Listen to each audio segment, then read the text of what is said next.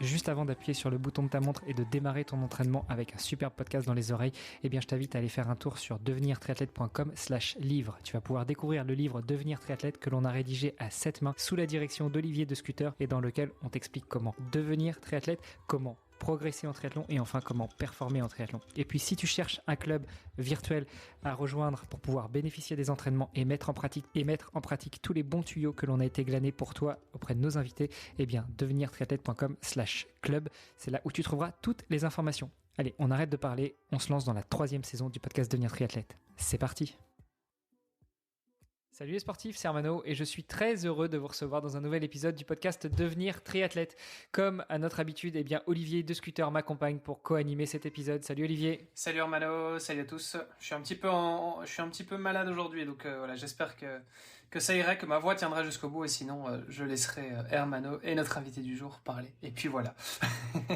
Bon, je te reparle des décoctions dont tu me parles régulièrement quand je te dis que je suis malade, un petit peu de citron, gingembre, etc. Ah, ça c'est ma petite potion magique. Ça c'est décoction de gingembre, curcuma, miel, poivre noir, et puis on rajoute du citron par la suite, et ça fait un bien fou.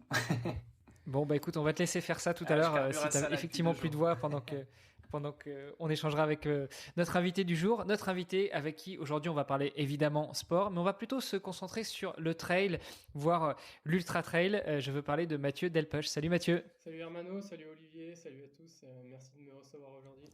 Eh ben écoute, c'est un vrai plaisir. Déjà, je te remercie d'avoir accepté notre invitation. Je te remercie d'avoir accepté de caler un rendez-vous aussi vite parce que j'imagine que ton agenda est assez chargé, tout comme le nôtre, et on a réussi à trouver un créneau très rapidement. Donc, je te remercie.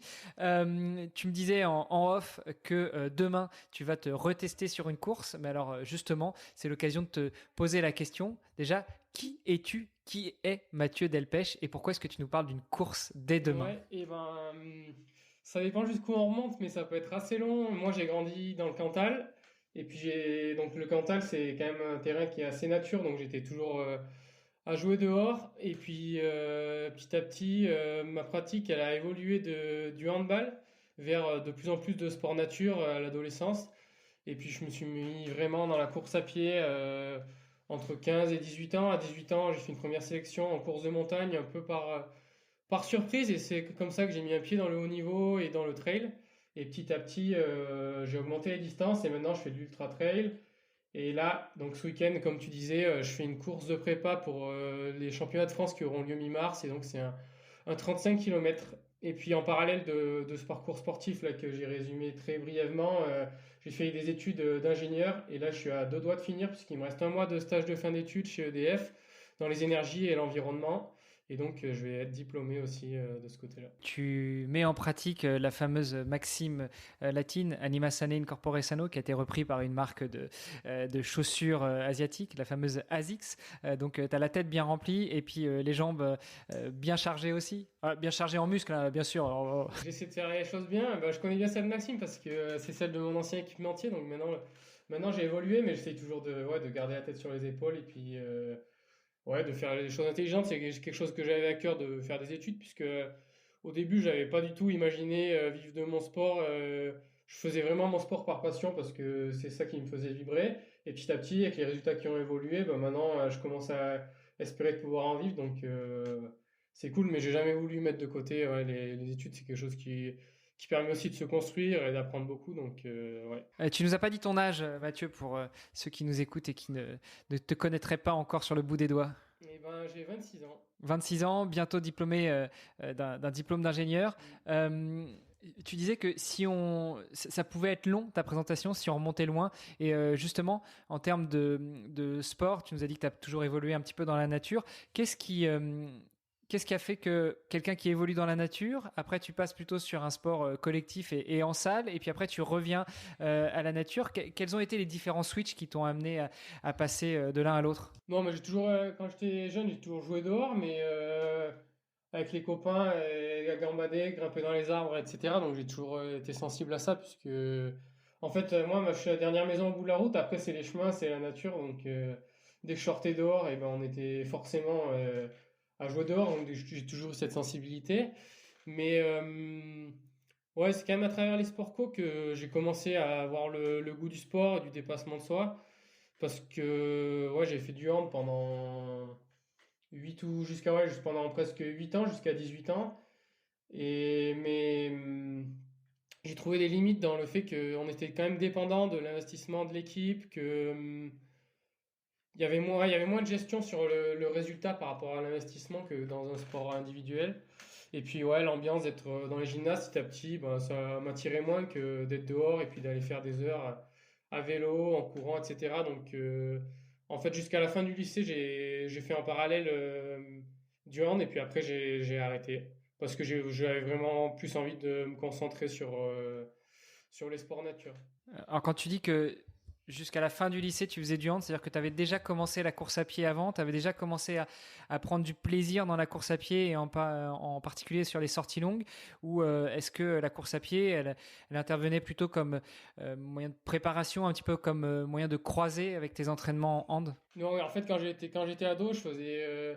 Peut-être que je m'entraînais même plus que maintenant parce que je faisais tout, quoi. Je voulais rien mettre de côté et donc je faisais du hand. En parallèle, je faisais de la course à pied. Tous les mercredis, on était à l'UNSS, on faisait bah, tous les sports. Tous les mois, on changeait de sport, donc j'ai fait un peu de tout. J'allais à l'escalade aussi 3-4 fois par semaine. J'allais nager 2 fois par semaine. Je faisais. Ouais, en fait, je faisais le maximum de trucs et je m'éclatais partout. Et puis petit à petit, ben, pour pouvoir faire du haut niveau, il a fallu se spécialiser. Donc, en fait, quand j'ai fait de la course en montagne et que je suis entré en équipe de France, après, je suis entré. Donc là, j'ai été repéré par la marque Nippon dont on parlait tout à l'heure. Et donc, j'ai mis le pied dans un team avec une structure quand même plus de haut niveau. Et puis, j'ai commencé les études. Donc, j'avais le temps de faire moins de choses. Et quand on va faire du haut niveau, il faut se spécialiser. Donc, à 18 ans. Je suis allé dans la course à pied parce que c'est là où j'étais, je pense, le meilleur et parce que c'est aussi, ouais, je m'éclatais bien. Donc c'est comme ça que les autres sports sont mis un peu de côté, mais j'ai fait aussi de la course d'orientation. J'aimais vraiment beaucoup et j'aime toujours le raid multisport, mais je fais plus de compétition parce que maintenant je suis spécialisé dans le trail. Un insatiable du sport, de l'activité de manière générale. Pour ceux qui ne connaîtraient pas, pour les non-français parmi nos auditeurs, l'UNSS, c'est le sport scolaire. Et en particulier le sport scolaire dans le secteur public. C'est pas, enfin, il y a aussi une fédération du sport scolaire dans l'enseignement privé. Exact. Tu parlais du raid multisport aussi, c'est quelque chose sur lequel on est revenu récemment dans un dernier épisode. Euh, comment tu le définirais, c'est quoi et qu'est-ce que tu faisais, quel type de raid t'as pu faire? Alors raid multisport, maintenant le format Coupe du Monde, là c'est vraiment de l'aventure sur plusieurs jours non-stop où s'enchaînent des courses d'orientation, en fait c'est du trek en orientation, du VTT en orientation et du canoë en orientation. Et donc moi j'ai fait des formats plus courts parce que quand tu as moins de 18 ans, c'est pas ces formats-là, c'est des formats à la journée souvent, où bah, pareil s'enchaînent les sports en nature et souvent c'est en orientation. Et donc là, il faut vraiment. Ce que j'aime bien dans ces sports, c'est qu'il faut de la polyvalence, il faut savoir lire une carte, il faut savoir courir vite, il faut savoir faire du vélo, il faut être agile parce que sur les raids jeunes, souvent il y a des trucs un peu plus ludiques avec du tir à l'arc ou des choses comme ça. Et en même temps, c'est très stratégique parce que des fois, il faut faire des choix de ne pas prendre certains balises d'orientation. Il y a des choses avec des bonus et des malus temps si on fait pas si on rallonge pas certains trucs. Donc j'aime bien les sports où il faut utiliser sa tête et où il y a des stratégies, où les facteurs performance sont multiples. Et donc ça, c'est quelque chose qui m'attirait beaucoup dans le multisport.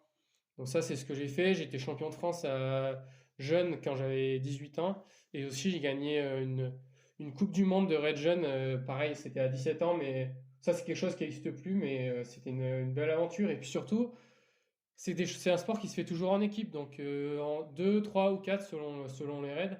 Et ça, il y a une notion de partage et il faut avoir des équipes qui se complètent, des qualités, certains qui sont meilleurs en orientation, d'autres qui sont plus forts physiquement, donc on peut se tracter, etc. Donc ça, c'est vraiment un format ouais, qui permet de décupler un peu les émotions, parce que quand tu gagnes les courses à plusieurs, c'est quand même incroyable. Et donc ça, c'est quelque chose qui m'attirait beaucoup, mais c'est un sport qui est moins développé que le trail, il y a moins d'opportunités, ouais, c'est moins structuré. Et donc, je me suis plus spécialisé dans le trail après, mais c'est vraiment un truc que j'aimerais plus faire. Mais vu que là, je suis à fond trail, ben, je n'ai pas forcément le temps de m'entraîner sur d'autres pratiques. C'est peut-être plus difficile d'en vivre aussi du Ah du ouais, raid clairement. multisport que du trail. Clairement. Ah oui, bah ça c'est clair. Le trail là, ça commence à vraiment à grossir avec les marques qui investissent de plus en plus, alors que le raid ça reste vraiment un sport marginal où il n'y a pas de visibilité. Oui, c'est très peu médiatisé. C'est pour ça que je voulais revenir aussi un petit peu dessus sur ce que c'était, parce que je pense que tout le monde ne connaît pas. Euh, et parce que j'ai l'impression que c'est aussi assez. J'ai l'impression que c'est très français. Enfin, on en parlait justement dans un dernier épisode, mais il y a aussi beaucoup des écoles, des hautes écoles qui organisent des raids. Moi, j'avais fait le raid Exact. Hannibal qui avait été organisé par le M Lyon à l'époque. Et c'est quelque chose qu'on voit moins. Enfin, moi, je suis de Belgique. Alors, peut-être que ça existe en Belgique, je sais pas, mais en tout cas, c'est quelque chose qui est moins présent, quoi. Ouais, bah, maintenant je suis un peu moins à l'actualité. Il y a des pays nordiques qui sont assez forts aussi, Nouvelle-Zélande, il y a aussi des équipes dans ces pays-là. Et après, c'est beaucoup un sport scolaire un peu chez les jeunes. Et puis après, c'est des sports un peu où il y a des équipes militaires. Dans les pays nordiques, Suède, ouais, parce que c'est des capacités qui peuvent être intéressantes pour l'armée. Donc, mais ouais, maintenant, je sais plus quels sont les pays où il y a les plus grosses équipes. Je suis pas exactement à l'actualité, mais J'avais lu un bouquin qui s'appelle Ultra Mindset, qui raconte justement, où l'auteur raconte les Eco Challenge qu'il avait fait. Je sais pas si tu connais Eco Challenge, mais c'est justement des raids multisports. non, je connais pas. Mais en version ultra, quoi. Donc c'est des trucs. Enfin, tu pars pour une semaine et t'enchaînes, je sais pas, 80 bornes de course à pied, et puis 12 heures de kayak, et puis, et puis tu montes sur ton vélo pour faire 400 bornes. Enfin, c'est des trucs comme ça, quoi. Et c'est en équipe. Donc, assez costaud, quoi. De ce que j'entends quand tu nous racontes, c'est que le raid, ça t'a bien plu aussi, avec ce côté esprit d'équipe, ce côté réflexion. Donc finalement, tu n'étais pas encore complètement sevré du handball quand tu faisais du raid multisport. Tu avais encore un pied dans le trail et puis en même temps, tu avais encore un pied dans le sport d'équipe. Ouais, ouais, ouais, c'est vrai que. Mais après, j'ai fait tout ça un peu tout en même temps, en fait, hein. Mais ouais, ça permettait un peu de. On peut dire que ça fait un peu une transition, mais en fait, j'ai fait tout en même temps. Puis au bout d'un moment, j'ai un peu arrêté toutes les activités annexes pour vraiment me concentrer sur le trail et le haut niveau quand je suis rentré en fait en école d'ingénieur. En France, le cursus, c'est prépa, école d'ingé, enfin prépa et 3 ans d'école d'ingé, ou alors il y a des écoles d'ingé avec prépa intégrée. Si je ne m'abuse, c'est une école comme ça que tu as intégrée. Tu es à l'INSA Lyon, c'est ça? Ouais, exactement. J'ai fait l'INSA Lyon, où le cursus normal, c'est 2 ans de prépa intégrée, où là, on fait vraiment des bases scientifiques, des choses qui sont pas très appliquées. Et après, il faut choisir un département de spécialité, et il y a 3 ans de département. Et l'INSA, il propose des parcours aménagés pour les sportifs, où la prépa se fait avec une classe de sportifs de haut niveau, elle se fait en 3 ans au lieu de 2. Et après, on peut choisir ou pas d'aménager le département. Donc moi, c'est ce que j'ai fait. J'ai aménagé le département en 4 ans au lieu de 3. Donc je suis arrivé à 7 ans d'études, quoi. 7 ans d'études, mais autant de plaisir dans le trail. Ouais, c'est exactement ça. Pour moi, c'est une gens qui disent ouais, t'en as pas marre d'étudier pendant longtemps. Mais non, pas du tout. Parce qu'en parallèle, ça me permet de me concentrer sur le sport et de faire des choses qui m'éclatent vraiment, de trouver un équilibre. Donc c'est aussi ce qui m'a permis de me construire petit à petit. Donc moi, je regrette pas du tout mes choix de parcours et je suis content d'avoir fait ça. Et alors justement, sur tes choix de parcours, tu nous dis que dans le trail, on commence à voir un petit peu le bout du tunnel, ça commence à se professionnaliser, les équipementiers commencent à investir de plus en plus, et donc on va commencer pour certains athlètes à pouvoir en vivre. Malgré tout, toi, c'était pas ton choix premier de devenir sportif de haut niveau. Comment s'est opérée la bascule? Qu'est-ce qui a fait que, justement, à un moment, tu t'es dit, peut-être, ouais, mes résultats sont pas trop mauvais, je peux peut-être commencer à y penser. Et puis, au fur et à mesure, justement, de tes études qui se prolongent, de te dire, bah, ouais, c'est le bon choix. Je m'oriente vers une carrière de sportif professionnel. Ouais, bah pour l'instant, c'est pas fait non plus, mais et puis oui, je dis qu'il commence à y avoir des opportunités, mais c'est quand même en France, il y en a quand même très très peu d'athlètes qui vivent du trail. Et moi, le déclic, il s'est un peu passé l'an dernier, en 2021. Enfin ouais, sur la saison 2021, aux 90 km du Mont Blanc, où là j'ai fait une perf un peu de. C'est quand même une course avec un niveau international. Il y avait quand même des très bons athlètes internationaux. Et c'est la première fois que je faisais une longue distance, enfin une distance avec plus de 10 heures de course. Et ça s'est super bien passé pour moi, j'avais bonnes sensations. Et là où je me suis dit, ah ouais, il y a peut-être moyen de vraiment chercher quelque chose dans ce sport. Et après, en fin de saison, j'ai pu renégocier mes contrats.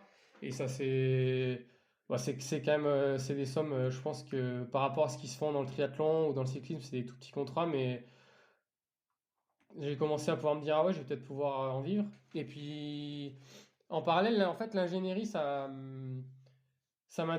je le fais, ça m'intéresse.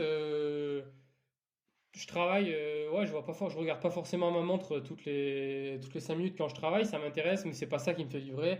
Et en fait, j'ai vraiment envie d'aller chercher mon plein potentiel dans le sport. Donc, je me dis, c'est vraiment le moment ou jamais. Bah là, j'ai fini les études, j'ai pas trop de contraintes d'essayer de se lancer.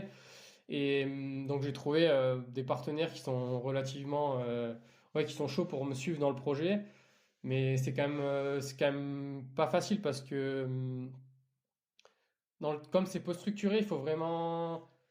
La communication, c'est vraiment le point clé. Et donc, moi, j'ai compris que la communication, c'était important. Et c'est pour ça que c'est quelque chose que je fais régulièrement avec beaucoup de rigueur et d'intérêt. Donc, c'est vraiment la clé pour pouvoir. Ouais, maintenant, pour pouvoir en vivre, en fait, c'est plus communiquer qu'avoir des résultats, quoi. C'est un peu dommage parce qu'il y a certaines personnes qui. Ouais, on aimerait tous que celui qui a les meilleurs résultats, il ait les meilleurs contrats, mais la réalité, c'est pas ça, et moi je l'ai compris, donc je me suis mis à bien communiquer pour pouvoir espérer en vivre là. Quand tu dis que tu t'es mis justement à communiquer davantage, c'est vrai que tu es assez actif sur les réseaux sociaux, par exemple. T'as véritablement une stratégie de com vis-à-vis de ça. Euh, c'est quoi tes objectifs en termes de visibilité? Ouais, en fait, j'ai pas vraiment établi une stratégie hyper, hyper bien pensée, mais je pense que ouais, j'essaie juste de faire grossir mes réseaux sociaux, d'être transparent, d'apporter des conseils, d'apporter. Je sais pas, ouais, il n'y a pas vraiment de stratégie où j'essaie juste d'être présent, de développer ma communauté parce que en fait, quand tu échanges avec les sponsors, c'est ça qu'ils regardent en premier. Si les gens ils sont engagés dans ce que tu fais, s'il y a beaucoup de gens qui suivent ce que tu fais. Donc moi, ouais, je suis très présent sur Instagram et YouTube, c'est là où je communique le plus. Mais ouais, en fait, l'idée c'est d'essayer d'être transparent et surtout de pas mettre des belles photos juste pour dire une belle photo et de mettre un texte qui a pas de sens. C'est vraiment d'expliquer ma démarche, de transmettre des conseils, que les gens ils puissent trouver des choses de, dans ce que je fais, puis aussi de montrer les coulisses du haut niveau sur ma chaîne YouTube. Et je pense que ouais, ça intéresse pas mal. Bah, tu vas nous raconter un petit peu aussi, tu vas nous raconter un petit peu comment ça se passe justement les coulisses du haut niveau. Et tout ça, c'est des choses que tu as appris enfin, dans la pratique, quoi, Ouais, l'aspect ouais. En com. fait, je pense que je suis quelqu'un qui est assez analytique et je regarde jamais un truc dans le sens juste je le regarde et je réfléchis pas. Dès que je regarde des vidéos, dès que j'écoute des podcasts, dès que je suis sur Instagram, j'essaie de comprendre les mécaniques de qu'est-ce qui marche pas, des choses que je me dis ah ça c'est bien. J'essaie ouais, toujours ou de comprendre quand je regarde une vidéo comment elle a été faite, comment ce plan il est. En fait, je suis toujours dans l'analyse et ça, je pense que ça permet d'accumuler pas mal d'informations et de comprendre un peu beaucoup comment marchent les choses. Mais oui, tout ce que je fais, toutes mes vidéos, j'ai jamais regardé un seul tuto ou j'ai jamais pris un seul cours ou Ouais. jamais été vraiment conseillé. C'est que de l'empirique en fait. Mais c'est quelque chose qui prend quand même énormément de temps, on est d'accord. Ouais, ouais, c'est quelque chose. Mais en fait, c'est quelque chose que aussi j'aime faire. Donc moi, ça me dérange pas. Il y a des athlètes qui aiment pas du tout communiquer et ils se forcent à faire avec des posts avec des fréquences ou. Et puis, alors, en fait, je pense que quand on force les choses, ça marche pas. Il faut vraiment le faire parce que on a envie de dire. Ouais, si c'est par exemple, c'est un sponsor qui impose de faire tant de posts par an, etc., ça marchera jamais. Il faut qu'il y ait une cohérence dans la communication. Et oui, ça prend du temps, mais c'est aussi un investissement parce que sans ça, je pourrais pas. En fait, moi, ouais, mon but, c'est d'être athlète et d'atteindre le plus haut niveau possible. Mais pour le faire, il faut que j'ai des moyens. Et donc, pour avoir des moyens, il faut s'investir et prendre le temps de le faire. Et moi, ça me coûte pas. Donc, il n'y a pas de problème pour moi. Je comprends. Et d'un côté, il y a un côté aussi, bah, il y a un côté sympa. Enfin, je veux dire, le fait de communiquer sur ton sport et que les athlètes, tu vois, enfin, qu'on puisse comprendre un petit peu aussi la manière dont ils évoluent ou avoir des conseils, la paddle. Enfin, moi, je trouve que il y a un côté aussi très sympa pour la communauté, pour les amateurs. Puis je pense que c'est aussi un moyen de faire grossir le sport et de faire ouais, de s'ouvrir à de plus en plus de gens. C'est ça, je crois qu'il y a véritablement un côté bénéfique. Après, je peux comprendre aussi le fait enfin, qu'il y ait certaines personnes qui vont dire non, ben ça pervertit un petit peu le sport aussi d'une certaine manière, parce que c'est vrai que potentiellement, ben, ça prend du temps. À la limite, toi, t'aimes bien faire ça et ça te dérange pas plus que ça, tu le fais de manière assez naturelle et voilà.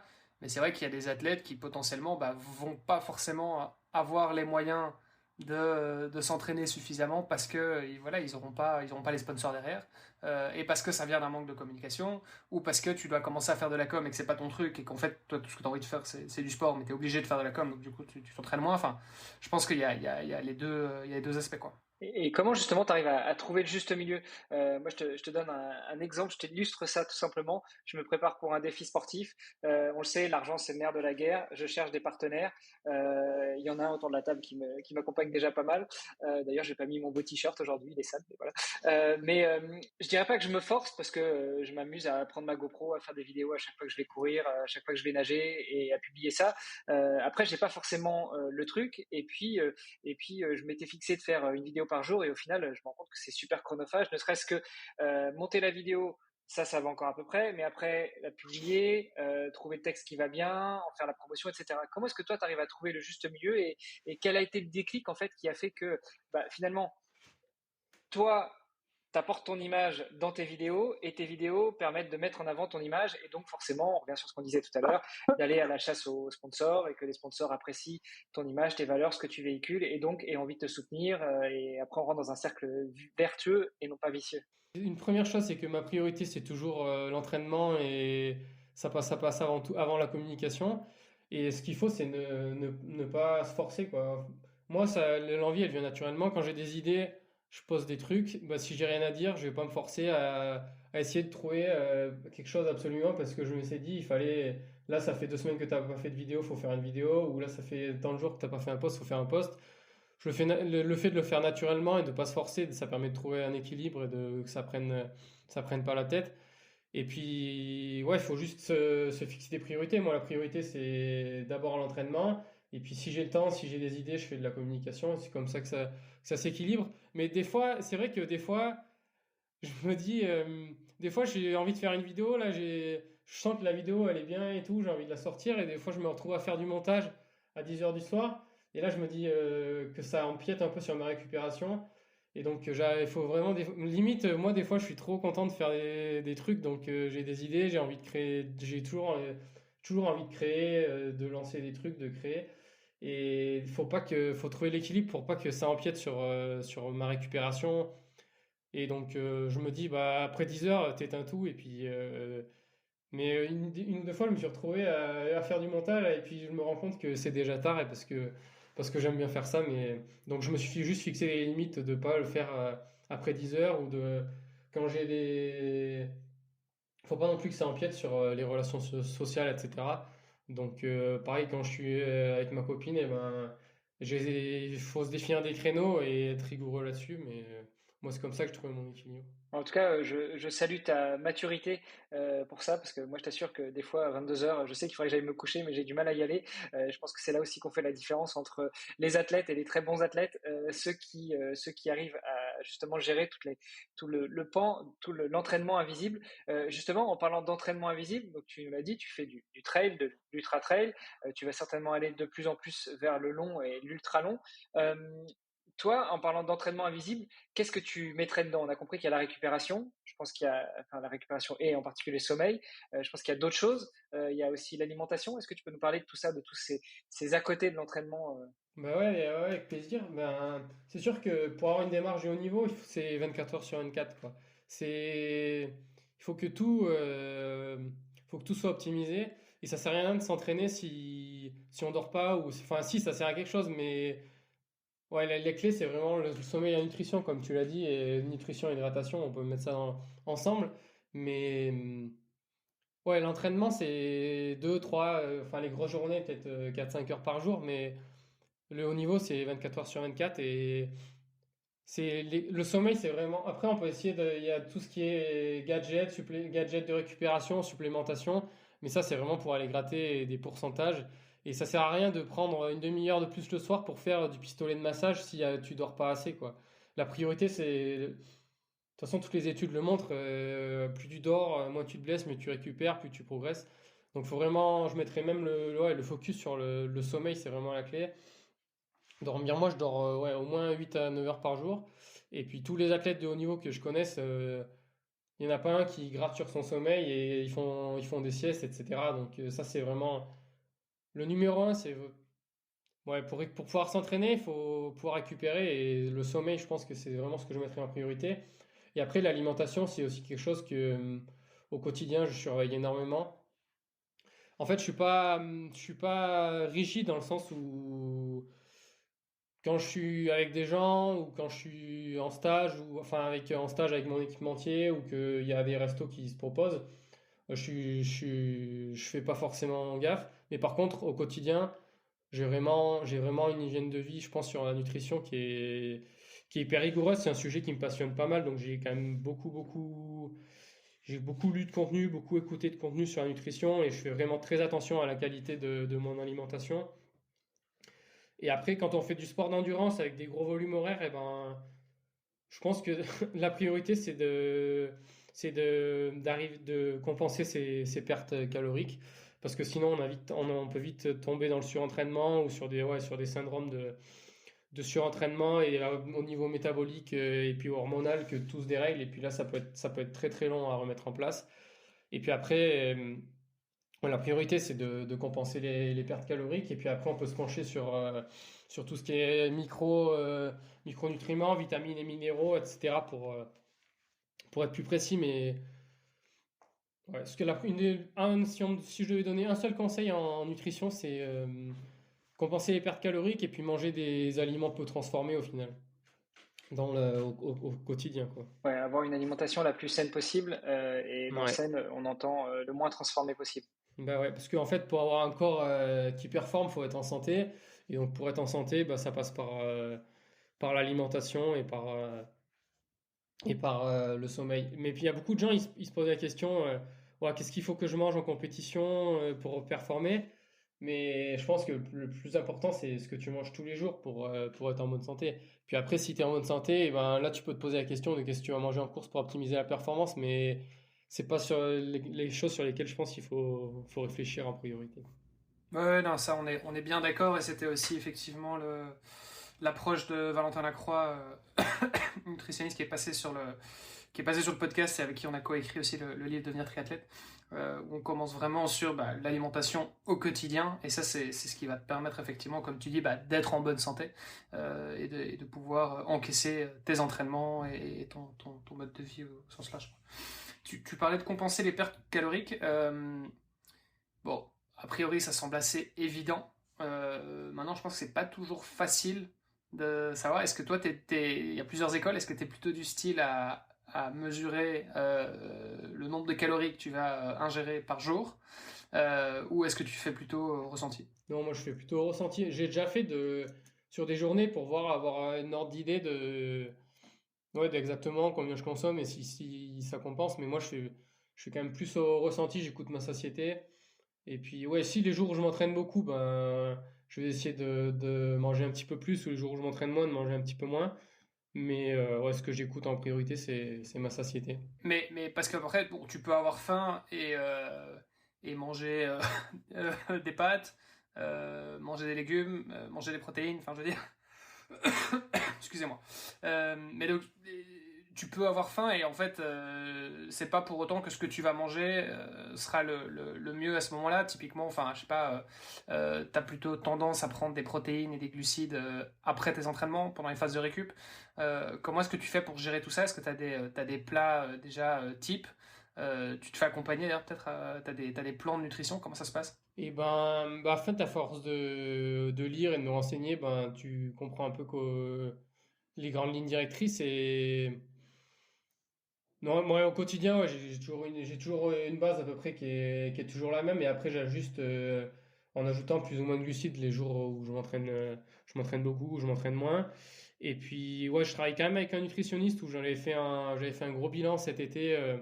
On a fait, on a fait un gros bilan pour un peu essayer de rééquilibrer et surtout un bilan sanguin pour voir s'il y avait des carences et de corriger ça.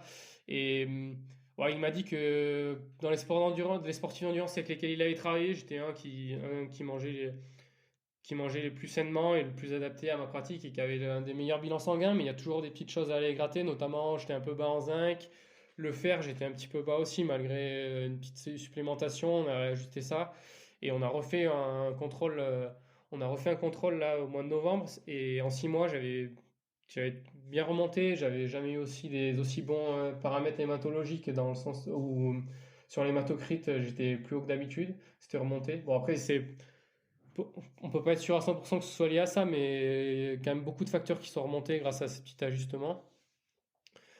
Donc ouais, je pense que c'est pas mal de consulter un nutritionniste, de temps en temps pour faire un petit suivi des paramètres ouais, sanguins et puis pour ajuster en fonction l'alimentation. Mais sinon, pour revenir sur ta question sur le quotidien, j'ai pas de. Ouais, c'est si, à la base, en fait, la base, elle se ressemble, hein. C'est le matin, souvent. Enfin, le matin, c'est. Il y a toujours 2 œufs au petit-déj. Et puis après, si j'ai une grosse journée, je vais prendre des glucides au petit-déj, sinon non. Et après, il y a des fruits secs, un fruit. Donc, ouais, des noix, des amandes. Un fruit, souvent, je prends des graines de lin, des graines de chia aussi. Broyées, mélangées dans un bol. Et après, le, au, au déjeuner, il va y avoir des protéines à nouveau. Et si je me suis entraîné le matin, il y aura des glucides, sinon il n'y en aura pas forcément. Et souvent, c'est une salade. Et après, en dessert, un yaourt ou des fruits en fonction de la satiété. Et le soir, je mange végétarien. Même le soir, je mange souvent vegan. Donc dans l'assiette, ça fait un tiers de légumes, un tiers de féculents ou de glucides comme des pommes de terre. Et le dernier tiers, souvent, c'est des légumineuses. Donc ça peut être soit du tofu, soit des lentilles, soit des pois chiches, soit des haricots. Voilà. Et Ok, tout ça ok. en étant à l'INSA, là, tu es sur site à l'INSA ou tu es chez toi, tu étudies à distance? Alors là, je suis en stage de fin d'études. Du coup, je suis au Bourget du Lac chez EDF.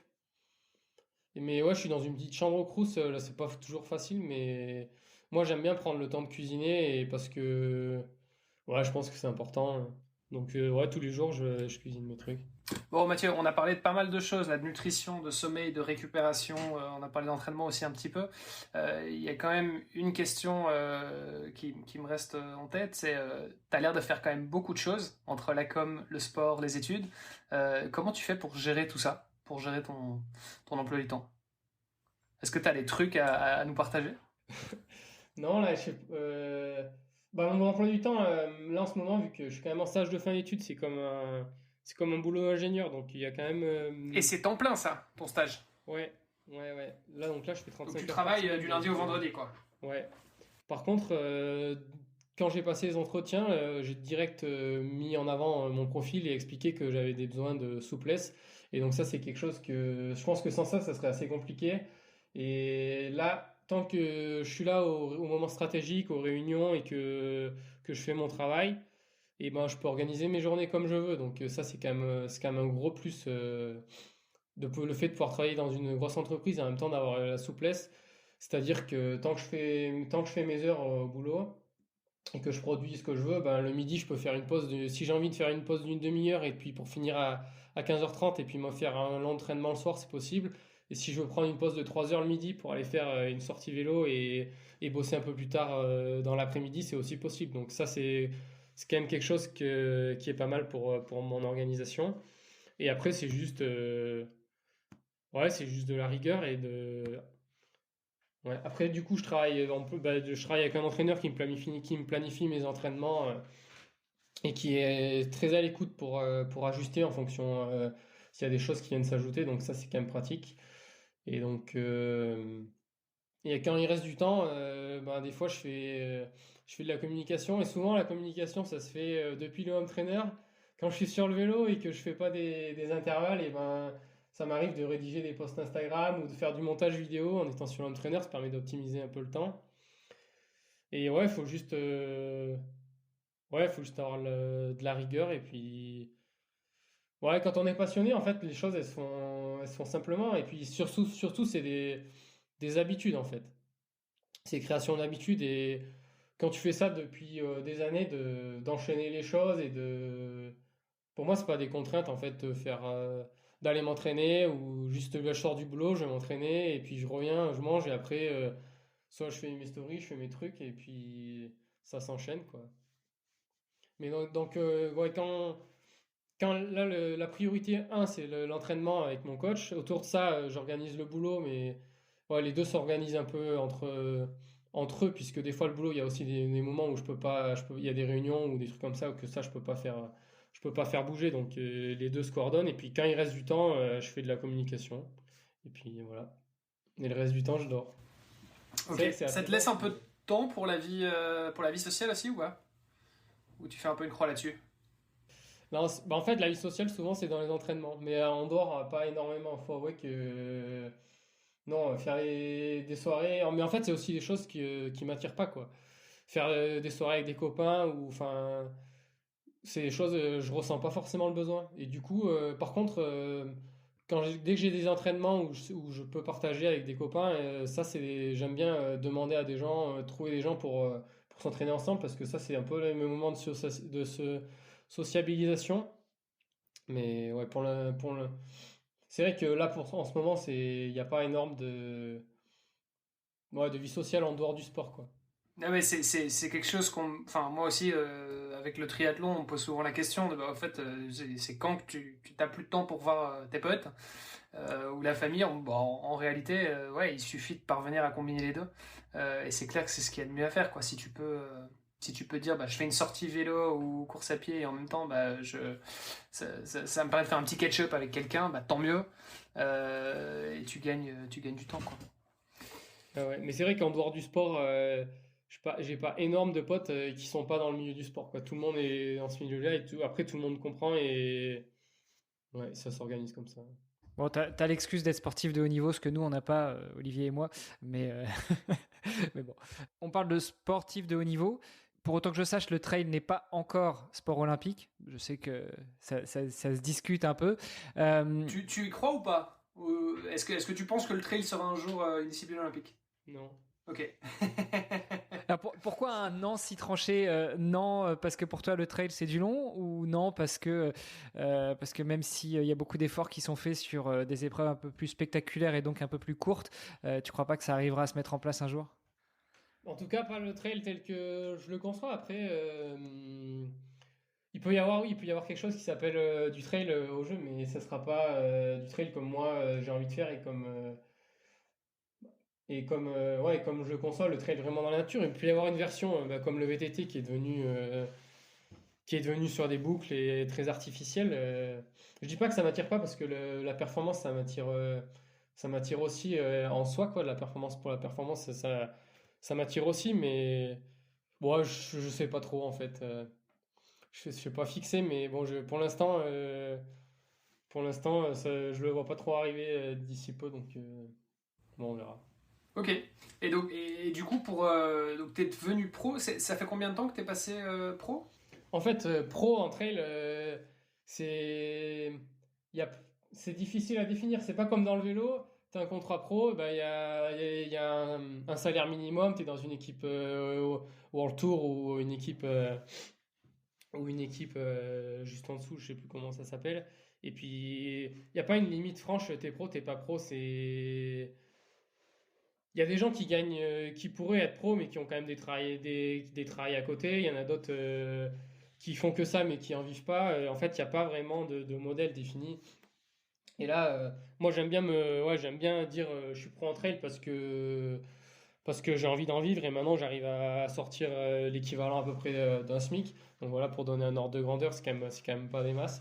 Mais en fait, vu que moi je vis sobrement, j'ai pas besoin de voyager tous les jours au bout du monde où j'ai pas de grosses dépenses, j'ai pas pour l'instant de famille, etc. Donc je pense que je vais pouvoir arriver à en vivre.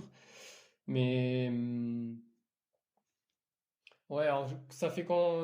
Pour l'instant, mes parents, ils m'ont. Enfin, là, du coup, je suis indépendant, mais pendant mes études, c'est mes parents qui m'ont soutenu. Et puis là, ça a évolué en fait avec quand j'ai changé d'équipementier au début 2022, parce qu'en 2021, j'ai fait une très belle saison. Et puis c'est là que j'ai un équipementier qui était plus motivé pour me soutenir dans mes projets d'aller vers une professionnalisation. Et après, j'ai d'autres petits sponsors à côté qui permettent de compléter ça. Et donc c'est ouais, depuis début 2022 que ça s'est mis en place. Ok, mais il y a pas de statut pro proprement parlé. Sur la plupart des trails, au départ, il n'y a pas il y a pas de différence entre les pros et les amateurs. Non. Non, non, c'est tout le monde sur. Bah, souvent, enfin, il y a un SAS Elite et après, c'est au terme de performance, mais pro, non, c'est pas quelque chose qui. C'est pas un critère vraiment défini entre elles. En fait, il n'y a pas de modèle et chacun fait un peu à sa sauce, quoi. En fonction des sponsors, etc. Mm, mm. C'est un peu flou, en fait. Bah, ce qui est pareil sur le triathlon longue distance, hein, finalement, c'est-à-dire qu'il y a une catégorie pro, effectivement, mais après, c'est pas, enfin, le statut, enfin, beaucoup travaillent sur le côté, euh, donc c'est pas forcément, c'est pas parce que tu es dans la catégorie pro que tu en vis, quoi. Voilà. Mais ouais, mais entre elles, il n'y a pas de catégorie pro, en fait. Ok. Et comment est-ce qu'on fait pour devenir, alors du coup peut-être pas pro, mais élite, enfin, comment ça s'est passé pour toi? Est-ce que c'est juste, tu faisais des courses et petit à petit les performances ont suivi? Il y a un jour où à un moment tu t'es dit, ok, j'ai envie de faire partie des élites. Ça s'est passé comment? Non, c'est quelque chose qui est continu. Moi, quand j'avais 18 ans, j'ai fait des. Là, il y a quand même eu un déclic quand j'ai fait une sélection en équipe de France de course en montagne. Donc, la course en montagne, c'est un format qui est plus court que le trail. Chez les jeunes, c'est des formats de. Jusqu'à 18 ans, c'est des formats autour d'une demi-heure. Et après, chez les seniors, c'est des formats autour de 1 heure de course. Et donc, en junior, je suis rentré. J'ai fait troisième au championnat de France, un peu par. En fait, je faisais des petites courses autour de chez moi. On m'a dit, bah, essaye d'aller au championnat de France de course en montagne. Au moins, tu pourras te confronter. Tu vas nous dire que par hasard, sur un malentendu, quoi. Aux meilleurs français, etc. Bon, c'est vrai que j'avais déjà une démarche un peu au niveau où je suivais un plan d'entraînement, etc. Mais je pensais pas pouvoir. Enfin, moi, je voulais. Je pensais pas pouvoir du tout aller faire un podium au championnat de France. Et puis, ça s'est bien passé. Et donc, c'est vraiment là que je suis rentré un peu dans une démarche de haut niveau et de performance. L'année d'après, donc, je suis rentré dans une équipe. Et quand tu dis rentrer dans une équipe, ça veut dire quoi? C'est-à-dire que bah, il y a le manager du team d'une marque qui m'a contacté. Ouais, et qui tu m'a peux dit, balancer bah, des est-ce que noms tu hein, si tu veux- veux. On n'est pas à la radio, hein, donc fais-toi plaisir. Ouais, mais c'est mon ancien. Mais je suis plus avec eux, donc je préfère pas en parler. Et, enfin, si, enfin, je vais en parler, mais je n'ai pas envie de faire de la pub pour une marque avec laquelle je ne travaille plus. Et, et en fait, comment ça fonctionne? Ils te fournissent les équipements, il y a quelques rassemblements dans la saison, et puis sur les courses, souvent, tu es logé avec les athlètes de ton équipementier. Et voilà comment ça se passe au début. Tu as un peu de défraiement. Quand j'étais junior, c'était ça. Du matériel, un ou deux rassemblements dans l'année avec d'autres athlètes. Et puis, ouais, des rassemblements sur les gros événements. Et donc là, il y a quelqu'un qui t'accorde sa confiance et que tu construis un projet un peu avec l'équipementier, avec l'équipe. Et donc, c'est comme ça que ça a commencé. Puis petit à petit, les résultats, ils ont été de mieux en mieux. Et puis en fait, ce qui se passait, c'est que chaque année, là où je faisais mon meilleur résultat, c'était sur la course la plus longue que je faisais. Et donc, j'ai pressenti que j'avais quand même des qualités pour l'ultra-distance. Et donc, petit à petit, ça a augmenté. Les distances et les résultats aussi, jusque 2021, où j'ai fait ma meilleure perf, où j'ai fait deuxième aux 90 km du Mont Blanc, qui est une course de référence quand même en France sur ce format. Donc 2021, deuxième sur 90 km. Du coup, la suite, tu augmentes encore les distances. Après 90 km, tu passes au 100 bornes. Et puis après, tu vas vers le 100 miles, où tu veux d'abord faire ton trou sur les 90-100. Non, là, j'ai vraiment envie de faire au moins. Enfin, cette saison, je vais rester sur format 100 km. Et puis, mais oui, à terme, bon, la course qui me fait rêver, c'est l'UTMB. C'est. Ouais, l'UTMB. On peut dire tout ce qu'on veut sur le côté commercial, etc. Mais je sais pas si vous avez déjà eu la chance d'aller au bord des chemins à l'UTMB et de voir l'ambiance qu'il y a. Et dans cette course, c'est quand même vraiment un truc de dingue. Et le fait que ce soit en France, moi, c'est quelque chose qui me fait vraiment rêver. Donc, je vais y aller aux 100 miles, mais pas tout. Cette saison, je vais rester sur 100 km. Bon, après, ça fera que 60 bornes de plus à ajouter. Ouais, mais c'est quand même un autre monde. C'est un autre monde et puis c'est pas le même entraînement non plus. Ça fait quand même le double, quoi. Ouais, les entraînements, ils se ressemblent, hein, ils se ressemblent quand même, hein, mais ouais, s'il y a quand même un cap dans l'effort, quoi. Tout à l'heure, tu parlais de ton besoin en récupération et en particulier en sommeil sur des courses type UTMB. Alors, on te souhaite que tu arrives à égaler le record de Kylian ou de Mathieu Blanchard, mais alors Kylian Jornet, hein, j'avais pas dit le nom et je pense que de toute façon ça vient à l'oreille de tout le monde, mais du coup, c'est souvent. Ça veut dire que tu passes une nuit dehors. Toi qui aimes bien dormir 8, 9, 10 heures par nuit, comment est-ce que tu prépares comment est-ce que tu envisages de préparer ça, justement, ce manque de sommeil, au moins pour 2 jours de course? Je pense que il n'y a pas énormément d'intérêt à aller faire des sorties où tu fais déjà où tu grattes trop sur ton sommeil. Je pense que c'est quelque chose que tu vas laisser trop de cartouches à faire les entraînements où tu essayes ça. Faut juste faire un ou deux entraînements pour tester sa frontale, tester son matos où tu cours soit tôt le matin, soit tard le soir, mais vraiment, à part en course, je pense il y a pas d'intérêt à vraiment s'entraîner. Ouais, tu peux pas t'entraîner en fait à une déprivation de sommeil. Tu vas juste te fatiguer, mais ça va pas t'entraîner. Et donc ça, comment ça s'anticipe? Juste faire des sorties, ouais, tu fais 1 ou 2 heures pour tester ta frontale, tester ton matériel, et après c'est la découverte pendant la course, mais ouais. Mais est-ce que tu peux pas t'entraîner à la privation de sommeil? Bon, c'est clair que si tu te prives de sommeil sur des longues périodes de temps, forcément ce sera pas bénéfique, ça on le sait. Mais en même temps, t'entraîner à devoir performer après une privation de sommeil, ça potentiellement c'est quelque chose qui peut t'aider. C'est-à-dire, je sais pas, t'as fini ta journée et à 23 h tu te dis, bon bah là je vais courir 3 à 4 heures quoi. C'est des choses. Enfin, je sais qu'il y a pas mal d'athlètes qui font justement du long et qui s'entraînent et ça fait un petit peu partie de leurs entraînements quoi. Je pense notamment à ceux qui font l'enduroman. On a reçu quelques athlètes qui sont passés par là. Et ils ont un stage d'entraînement qui est organisé par Enduroman, etc. Et ça fait partie un petit peu une des épreuves qualificatives, entre guillemets, c'est que tu dois être capable de gérer et de courir malgré le manque de sommeil, quoi.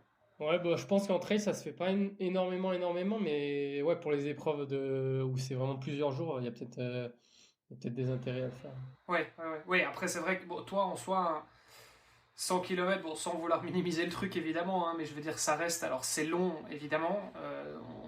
On rentre déjà dans de l'ultra. Mais bon, à 100 km en montagne, alors ça dépendra un petit peu du parcours, mais toi, en termes de timing, ça fait combien de temps? Ouais, autour de 10 heures. Ouais, c'est ça. Ouais. Donc en fait, 10 heures, ça reste. Alors, c'est une longue journée, mais c'est à peu près la même chose qu'un format Ironman, en fait. Donc Ironman, alors bon, on a des sports portés aussi, donc c'est un peu moins traumatisant pour le corps, etc. Donc voilà, ça reste évidemment différent, mais je veux dire, pareil, on est à peu près à 10, 11, 12 heures en moyenne, et puis après, bon, un peu moins pour les plus rapides et un peu plus pour les autres, mais donc ça reste quelque chose que tu peux gérer effectivement en une fois. Tu as déjà fait des courses justement où tu passais la nuit dehors aussi ou pas? Non, j'ai jamais fait. Je fais des courses qui partaient très tôt, mais 4 heures du mat, mais pas. Ok, et ça c'est quelque chose qui t'excite, que tu as envie de faire? Non, parce que enfin, ça me fait pas peur, ça m'excite pas. Ouais, j'ai pas trop réfléchi en fait à ça. Ça viendra, et Ouais, puis c'est voilà, ça, pas le choix de toute façon. ouais. Oh, j'ai compris que tu t'es été ingénieur jusqu'au bout des doigts, tu es beaucoup dans l'analyse, donc là on vient de te balancer 2 sujets, hein, la privation de sommeil et faire des courses de nuit. Je pense que si on se reparle dans quelques semaines, tu nous diras j'ai réfléchi ou j'ai testé, ou donc, on verra. Pour revenir à ce que tu prépares actuellement, donc là tu es plutôt sur du 90-100 km, ça représente quoi comme volume d'entraînement pour toi, histoire que nos auditeurs et nos auditrices se fassent une idée aussi, s'ils souhaitent se lancer sur du plus long. Ça fait combien d'entraînements par jour, par semaine, combien d'heures, combien de répétitions, est-ce que tu prends des jours de repos, enfin voilà. Alors, cette saison, c'était un peu particulier parce que, en fait, ce qui s'est passé, je me suis fait opérer en mars et après, j'ai eu un peu des complications post-opératoires, j'ai eu un peu des blessures qui ont traîné. Mais je pense que c'est mieux. Ouais, on peut parler de la saison dernière, je me suis entraîné 770 heures, je crois. Donc, ça fait 2h15 par jour en moyenne, mais ça, c'est en moyenne sur l'année. Donc, il y a des moments où il y a la coupure, où il y a des jours où on s'entraîne pas. Donc, ouais, c'est autour d'une dizaine d'entraînements par semaine. Je m'entraîne pas mal à vélo pour complémenter. Et donc, les grosses semaines d'entraînement, ça va jusqu'à 25-30 heures. Et puis, en moyenne sur l'année, ça fait 17 heures par semaine. Et ça représente quoi comme volume? Donc on l'a compris, tu fais aussi du vélo, du home trainer, donc pas mal enfin, tu croises pas mal tes entraînements. Au-delà d'en arriver à la question justement du croisement des entraînements, qui est quelque chose qui peut m'intéresser, mais ça représente quoi comme longueur de sortie? Ça représente quoi comme volume kilométrique à peu près sur une semaine? Tes plus grosses semaines pour préparer un 90 bornes, t'es sur quoi? Tu dépasses allègrement la barre des 100 bornes de course à pied par semaine? En fait, en trail, on regarde très peu les kilomètres parce que c'est tellement dépendant de la technicité et du dénivelé que c'est pas forcément un indicateur qui est le plus pertinent à regarder. On regarde beaucoup les heures en fait. Et après, en fait, on s'est un combiné entre les heures, les kilomètres, les dénivelés, mais ça peut pas être un indicateur qui est pris indépendamment des autres parce que si on fait ouais, faire des kilomètres sur une piste cyclable, c'est pas les mêmes que faire des kilomètres dans Beldon, quoi. Beldon, c'est un massif montagneux qui est très technique, s'il y en a qui connaissent pas. Et donc, ouais, on regarde toujours un peu tout. Et puis, moi, ouais, j'ai rarement fait des semaines en fait de plus de 120 km. Mais bon, s'il y a plus de 100 km d'entraînement, vu qu'on court beaucoup dans les terrains montagneux, ça veut dire qu'il peut y avoir jusqu'à 80. Ouais, où il peut y avoir jusqu'à 9000, 10 000 mètres de dénivelé, quoi. Moi, pour préparer le 90 km du Mont Blanc, j'avais fait un gros bloc d'entraînement sur 4 jours où j'avais fait 10 000 mètres de dénivelé, donc 2500 mètres par jour. Et en 4 jours, ouais, il va y avoir 110 bornes et 10 000 mètres de dénivelé. Donc, souvent, on considère, enfin, il y a un petit moyen qui permet de faire un petit comparatif, c'est 100 mètres de dénivelé, c'est comme si on ajoutait 1 kilomètre. Donc, c'est comme si on pourrait dire que j'avais refait 210 km en 4 jours, voilà, pour donner un ordre de grandeur. Ok, c'est marrant, je connaissais pas ce comparatif. 100 mètres de dénivelé supplémentaire, c'est l'équivalent d'un kilomètre de plus sur du plat. C'est très schématique, mais ça permet un peu de se donner une idée. C'est surtout en fait pour la dépense calorique. Ça permet de faire un petit calcul rapide pour avoir des estimations. C'est intéressant. Et si on rapporte ça sur une course, je sais pas, sur l'UTMB par exemple, il y a combien de D+ sur l'UTMB? Il y a 10 000 et 160 km. Ouais, c'est quelque chose, ils appellent ça des kilomètres efforts. Les kilomètres efforts, c'est les kilomètres plus 1 kilomètre par 100 mètres de dénivelé. Donc par exemple, le UTMB, ça serait 260 km efforts. Et c'est ça, c'est 100 km de plus que tu devrais rajouter, quoi. Donc en fait, si tu veux faire un effort similaire à l'UTMB, tu fais 260 km sur du plat. Enfin, sachant que c'est pas comparable. Tu cours pas pareil sur plat que quand tu montes, tu descends. Non, d'accord, mais bon, ça permet un peu d'avoir un ordre d'idée par exemple, sur les distances pour comparer un peu avec des gens qui font de la route.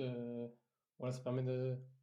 C'est un outil, il faut comprendre que ça a ses limites, mais voilà. Sachant que en temps, du coup, c'est pas, enfin, ça se compare pas forcément en temps, parce que j'imagine que ton 160 km avec du D+, tu iras quand même plus vite que ton 260 sans le D+. Non, je pense pas. Non, je pense pas non plus. Parce que en plus, dans les courses avec dénivelé, tu prends l'UTMB, il y a 10 000 de D+, mais tu en as quasi autant de D-. Et on est bien d'accord, Mathieu, corrige-moi si je me trompe, mais c'est quand même la descente qui casse des fibres et qui fait mal. Ah bah c'est sûr que pour performer sur des longues distances, faut pas être capable de monter vite, faut être capable de descendre et de monter vite après avoir descendu.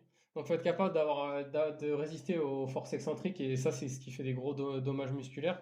Et donc pour ça faut aussi faire des séances de descente et des séances de renforcement musculaire. Ouais, le côté musculaire en ultra, il est plus important que le côté physiologique en fait. Ouais, ça je suis d'accord. Et même avant l'ultra, hein, même enfin dès que tu pars sur du Ouais, ou marathon des courses ou où de il y a plusieurs l'Ironman, montées et descentes. Ouais. enfin, en fait, dès que tu es sur des efforts longs, l'aspect musculaire devient de plus en plus important parce que c'est ça qui va te lâcher, quoi. T'as plus de jus au niveau du muscle. Mais attends, juste pour revenir sur ce qu'on disait du coup, parce que ça m'interpelle quand même.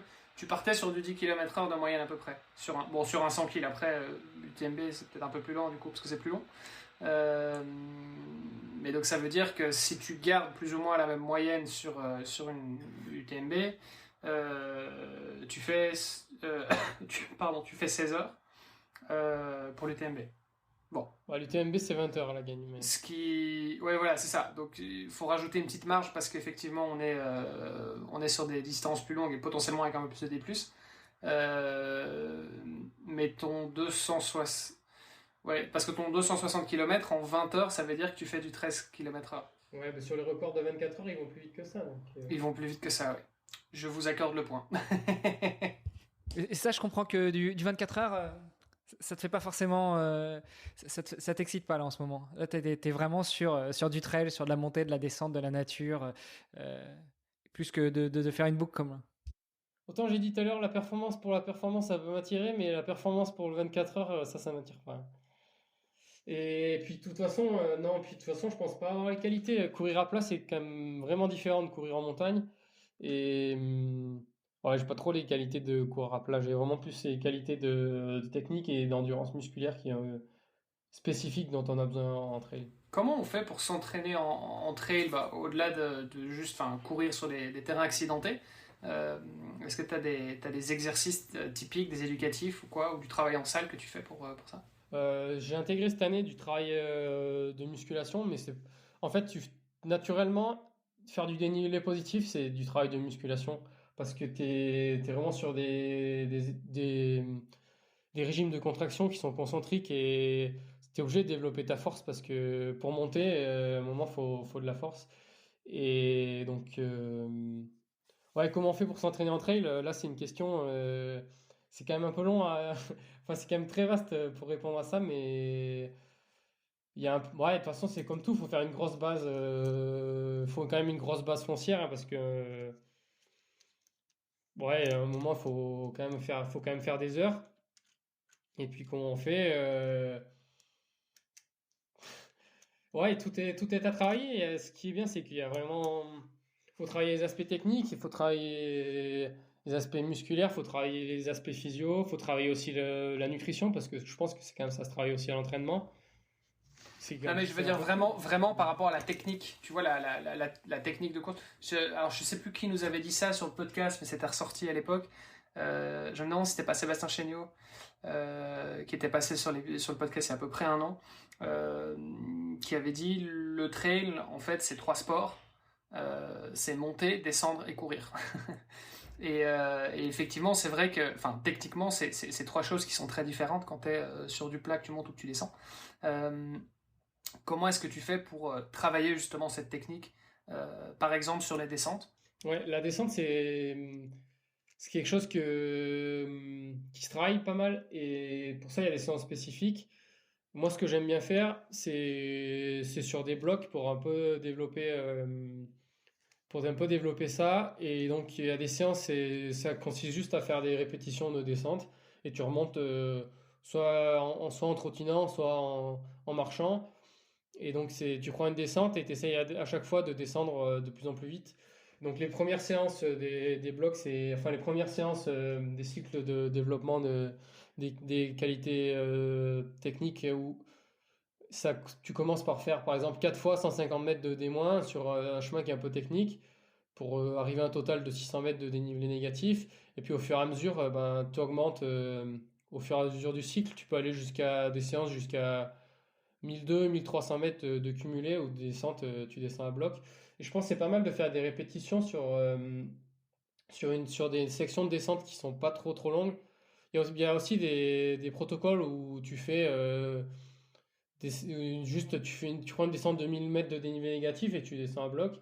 Je pense que c'est bien de faire des répétitions sur un chemin toujours le même pour vraiment se débloquer au niveau mental parce que si le chemin on le connaît par cœur, on va être capable de descendre à des vitesses qui sont de plus en plus élevées Mhm. et donc de prendre de la confiance à ces vitesses-là. Ok, c'est intéressant. Donc, ouais, ça, c'est quelque chose que j'intègre dans mes entraînements. Donc, comme je disais au début, aller sur des totaux de 500-600 mètres de dénivelé négatif et puis en fin de cycle au double. Mais c'est quelque chose qu'il faut faire progressivement parce que c'est quand même hyper traumatisant. Et si on fait une descente à bloc direct de 1000 mètres de dénivelé négatif en début de cycle, et ben, tu vas pas pouvoir marcher après pendant 10 jours, quoi. Ouais, et comment, est-ce qu'il y a des petits trucs techniques sur, je sais pas, la pose du pied, comment prendre le virage, parce que bon, il y a des descentes qui parfois sont vraiment très techniques où limite, faut mettre les pieds, faut mettre les pieds, les mains à terre. Et voilà, comment tu fais pour travailler ça? Et quelqu'un qui débute le trail, qui a jamais fait de trail par exemple, qu'est-ce que tu peux lui donner comme conseil? Et ben, faut avoir une fréquence de pas qui est la plus élevée possible. Parce que plus tu fais beaucoup de petits pas, plus à chaque pas tu peux un peu corriger tes trajectoires et ajuster. Et puis tu as moins de choc. Après, c'est d'essayer de poser le pied qui soit aussi parallèle au sol pour avoir direct une surface d'appui qui soit un maximum. Essayer de contracter les abdos et surtout d'engager en fait d'engager le buste et le tronc vers l'avant et pas être sur l'arrière parce que si tu es sur l'arrière ben, tu vas déraper, tu vas finir sur le cul et ce qu'il faut c'est un peu d'essayer de ouais, il faut accepter la descente et mettre beaucoup de fluidité dans les pas pour s'adapter aux cailloux et mettre de la fréquence, anticiper, regarder, faut pas regarder ses pieds, il faut essayer de regarder une dizaine de mètres et d'anticiper, c'est un peu danser avec le terrain, puis après c'est répéter, recommencer, etc. Un truc que j'aime bien faire aussi, c'est... Enfin là c'est quelque chose que j'ai fait un peu là cet hiver parce que avec le boulot des fois je vais m'entraîner avec la frontale. Souvent je règle la frontale et au lieu de la régler juste sur mes pieds, je mets le faisceau pour que je vois pas de mes pieds jusqu'à 5 mètres devant, je vois pas où je mets les pieds. Et juste j'essaye de prendre des chemins qui sont un peu techniques, de regarder que dans le faisceau de ma frontale à 5 mètres devant et c'est De de la mémoriser. mémorisation en fait. Ouais. Ça, c'est un bon exercice que j'ai fait un peu récemment. Sachant que Et c'est c'est un assez limite exercice que parce ton que. coach t'a filé ou bien c'est toi qui t'es dit, tiens, ça va me faire Non, c'est marrer? moi, j'ai fait ça comme ça. Mais sachant que c'est assez limite parce que si tu te fais une cheville, après, tu perds vite des semaines d'entraînement. Donc, C'était un peu la question que j'allais te poser. C'est tu prends quand ouais. même des risques parce que tu t'es pas fait une cheville ou tu t'es pas ramassé sur un entraînement comme ça. Non, parce que je commence à avoir une proprioception qui est quand même pas mal développée. Mais c'est aussi des exos que quand j'étais à Lyon et que j'avais moins d'accès sur les chemins. Donc, j'allais quand même dans les monts d'Or, ces petits monts qui sont à côté de Lyon, une ou deux fois dans la semaine, mais je pouvais pas y aller tous les jours. Beaucoup de travail en salle de proprioception sur des trucs, sur des outils pour faire de sol instable, donc des Bosu ou tous les petits outils de proprioception, aussi du Swiss Ball, etc. Puis après, des Ok. exos de renforcement des chevilles, j'en fais aussi beaucoup en fait. Ça, je trouve que c'est quelque chose qui est souvent un petit peu délaissé, la proprioception, et pourtant, je trouve que ça a un bénéfice incroyable dans ta préparation et Bah ta oui. renforcement musculaire, tout ce qui est les micro-muscles, les articulations, tout ça. Enfin, je trouve que ça aide énormément. Et pour les sports techniques, que ce soit du trail ou du VTT, où justement bah, t'as des descentes techniques où l'équilibre est super important, bah, ça aide énormément, quoi. J'ai découvert récemment il y a des cours de Swiss Ball où c'est des cours en fait où tu fais du gainage et du renforcement, etc. Mais sur une Swiss Ball. Les Swiss Balls, c'est ces grandes balles qui font à peu près Ouais, 1 ouais. mètre de diamètre. Et voilà, c'est toute une série d'exercices dessus. Et tu as des exercices de renforcement musculaire, etc. Mais c'est toujours en proprioception, donc en équilibre sur la balle.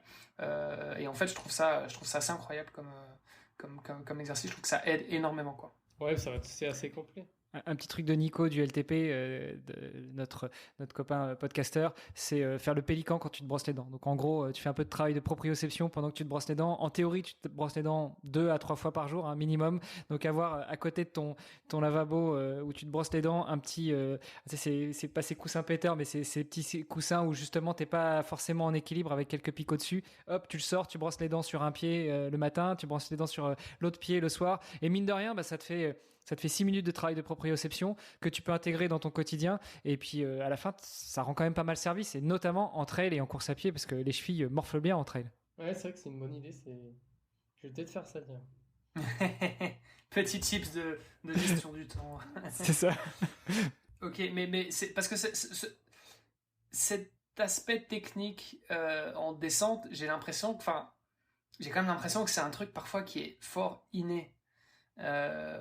Moi, j'ai jamais. Enfin, tu vois, je veux dire, j'ai fait du VTT en compétition avant de me mettre au triathlon. Mais le trail, je fais du trail de manière amateur comme ça, mais j'ai l'impression que je pense que j'ai toujours été relativement à l'aise dans les descentes, dans les chemins un peu techniques. Là où je me rends compte qu'il y a des gens qui vraiment ils galèrent quoi. Enfin, pour eux c'est difficile, tu vois, c'est genre je sais pas si c'est la psychomotricité ou quoi, mais tu vois, j'ai l'impression qu'ils ont du mal à anticiper, tu vois, 4-5 pas à l'avance de tiens la racine, le truc, le machin, et qui potentiellement vont, il y a Hermano qui rigole quand je dis ça, tu vois, et qui vont. Non, je rigole pas, je lève la main, hein. Moi, j'ai aucune visibilité, aucune lecture des terrains. Ouais, mais ça, tu vois, et j'ai l'impression que ça, c'est quand même un truc qui est très fort inné. Parce que moi, j'ai jamais travaillé ça. Enfin, tu vois, alors ça m'intéresserait un jour de peut-être faire du coaching spécifique trail pour m'améliorer là-dedans. Mais voilà, j'ai l'impression que c'est un truc que j'ai toujours, et mon frère aussi, et que depuis qu'on est tout petit, notre grand-mère habite dans les montagnes, dans les Alpes du Sud, et depuis qu'on est tout petit, on marche dans la montagne, on court dans la montagne, et c'est normal, et c'est un truc pour nous, c'est hyper naturel. Mais j'ai remarqué qu'il y a des gens pour qui c'est pas du tout le cas, quoi. Je pense qu'il y a une petite partie d'inné, mais ouais, c'est surtout des habilités, je pense que motrices que tu développes quand t'es jeune. Et j'allais te demander justement, est-ce que tu as grandi dehors? Est-ce que tu étais dans la montagne ou dans les chemins quand tu étais petit ou jouais dehors? Et donc tu m'as donné la réponse avant que je te la pose, c'est que naturellement, quand tu étais jeune, tu étais pas mal à l'extérieur. Et donc, enfin, je sais pas si c'était beaucoup, mais en tout cas, tu as eu des occasions de développer ces habilités-là quand tu étais enfant. Et je pense que c'est là où on est le plus plastique nerveusement, où on peut apprendre vraiment. C'est là où on apprend un peu à bouger avec son corps, etc. Donc il y a une partie qui se développe chez l'enfance, mais je pense que c'est quand même pas, c'est jamais trop tard pour. C'est sûr, il y a des gens, ils vont avoir des limites, ils pourront pas descendre à des vitesses folles dans les schémas techniques, mais c'est quelque chose qui se travaille. Et avec des bons conseils, je pense que tout le monde peut progresser dans ce domaine-là aussi. Ok, non mais t'as raison, hein, pour le coup, moi c'est.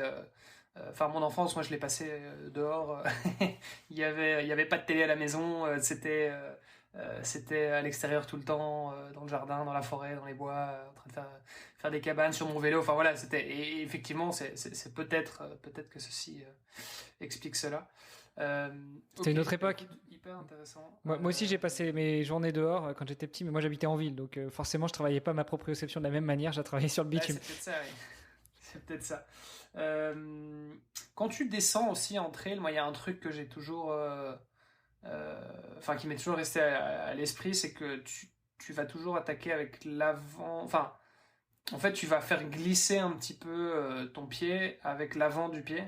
Et forcément plutôt que d'attaquer avec le talon, parce que ça te permet aussi d'amortir un peu le choc, mais de vraiment faire traîner un petit peu le pied devant en trail. C'est quelque chose que tu fais aussi ou pas? Glisser, c'est quand même jamais très bon, hein. Non, mais glisser, attention, enfin je veux dire, je parle pas glisser sur un mètre, hein, mais je veux dire de vraiment venir avec l'avant du pied pour venir chercher ton appui. Ouais, d'essayer de faire un appui, ouais, qui est avant du pied, mais au pied parallèle au sol, pas avec le talon, parce que là, tu as des chances de glisser en arrière. Et puis, ouais, ce que je disais, si tu as une très forte fréquence de pas, tu peux glisser un petit peu, en fait, avec la fréquence. C'est ça. Ça va pas forcément déséquilibrer, il faut juste laisser aller vers l'avant de façon un peu naturelle et continue.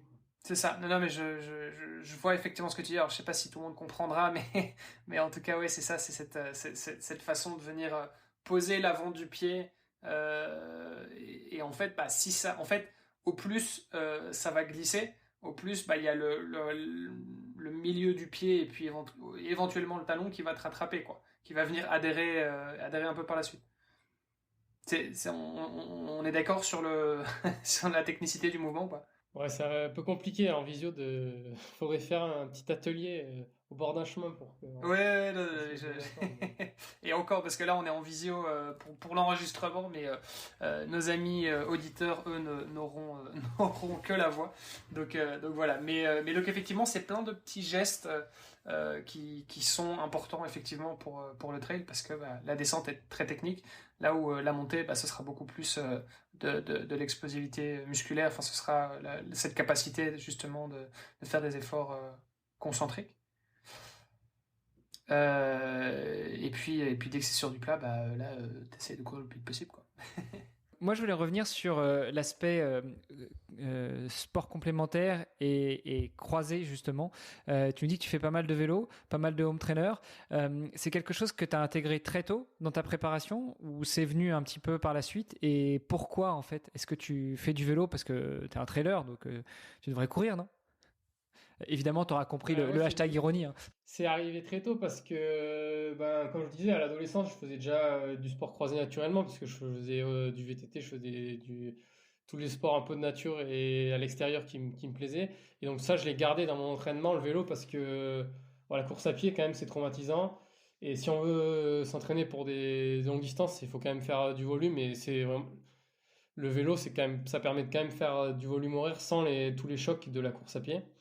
Donc, moi, je fais jusqu'à 40% de vélo de volume horaire qui est pas de la course à pied pour pouvoir s'entraîner sans les chocs. Et puis, ça permet vraiment de développer aussi des qualités de force. Il y a des qualités qui sont pas mal à travailler sur le vélo. Et puis, pour la monotonie, c'est quand même un gros, gros plus aussi de pouvoir changer de sport. Et donc, la charge ressentie globale, elle est quand même plus faible si on change un peu les sports que si on fait tout le temps la même chose. Et donc moi j'ai toujours intégré dans mes entraînements du vélo. Et tu parles de charge ressentie. Ça m'amène sur un autre sujet dont j'ai pas mal parlé cette semaine avec mon coach et mon préparateur mental. C'est le côté RPE, donc évaluation un petit peu de tes sensations après un entraînement. Le trail, on le sait, on l'aura compris, on en a parlé, c'est très technique. Toi, comment est-ce que tu vas évaluer ton RPE? Comment est-ce que tu vas évaluer tes entraînements? Est-ce que la technicité de ton entraînement, est-ce que la difficulté de l'entraînement, est-ce que ton ressenti de manière générale, tout ça, ça va rentrer en compte dans ton évaluation? Ouais, donc moi je travaille avec la plateforme Nolio, avec mon entraîneur. Et donc sur Nolio, on rentre sur 5 les sensations de 1 à 5 si on se sentait bien. Et ensuite le RPE de 1 à 10. Et donc, ouais, le RPE, pour moi la technicité, en fait c'est naturel. Et si un terrain il est technique, ça va pas me, on a des vitesses de déplacement qui sont plus faibles, mais l'intensité, ça va pas forcément influer sur l'intensité, quoi. Ça me demande pas une grosse charge mentale de ce que le terrain soit technique, donc ça influe très peu le RPE. Et donc c'est juste ça, je le rentre de tous mes entraînements, je rentre l'effort perçu et c'est en fonction de l'effort comme tout, enfin sur l'effort physique si je me suis beaucoup donné ou pas, quoi. Et est-ce que tu vois un trend au fur et à mesure de tes entraînements sur l'évolution de ton RPE? Est-ce que ça peut te servir aussi d'alerte? Est-ce que est-ce que ça t'a déjà servi d'alerte, notamment sur une phase peut-être un peu de surentraînement ou de fatigue particulière, ou même de sentir une blessure qui allait arriver? Et sur le RPE, pas forcément, mais sur les sens, s'il y a 2, 3, 4 séances d'affilée où je mets des sensations qui étaient moyennes ou en dessous, là ça met la puce à l'oreille, on allège. Et c'est surtout, en fait, j'ai fait une fracture de fatigue après mon opération. Et en analysant, j'ai vu que j'avais une charge d'entraînement qui était très très élevée sur la semaine précédente, la fracture de fatigue. Donc maintenant, c'est quelque chose que je regarde beaucoup. Et la charge, en fait, c'est le RPE global sur la séance fois la durée de la séance. Et donc ça, c'est une somme.